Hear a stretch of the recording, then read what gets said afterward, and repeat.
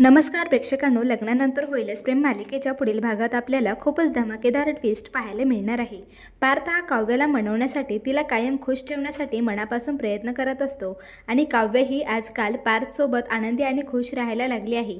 या मांजरबोक्याचं आता चांगलंच जमायलाही लागलं आहे आणि आता पुढील काही भागात आपल्याला पाहायला मिळणार आहे की पार्थ काव्याला खूपच छान सरप्राईज देणार आहे। आता नुकताच नवरात्री सुरू झाले आहे, त्यामुळे काव्यासाठी नवरात्रीमध्ये नेसण्यासाठी नवरंग कलरच्या 9 साड्या पार्थ स्वतःहून काव्याला सरप्राईज म्हणून देणार आहे। पार्थ आता खास काव्यासाठी साड्या घेण्यासाठी बाहेर आलेला असतो, पण त्याला आता सुचत नसतं की काव्यासाठी कशी साडी घ्यावी। त्यामुळे तो आईला फोन करून विचारतो, पण मानिनी मात्र खूपच चिडलेली असते।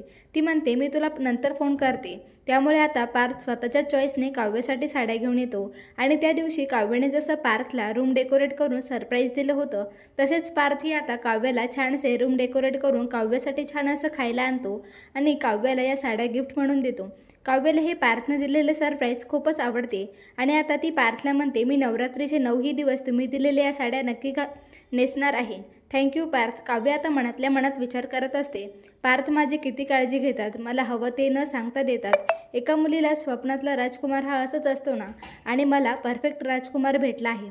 तर प्रेक्षकांनो, मालिकेत येणारा हा जबरदस्त ट्विस्ट पाहायला तुम्हाला आवडेल का? आणि पार्थने काव्याला दिलेलं सरप्राईज तुम्हाला कसे वाटते कमेंट करून नक्की सांगा आणि चॅनलला सबस्क्राईब करा।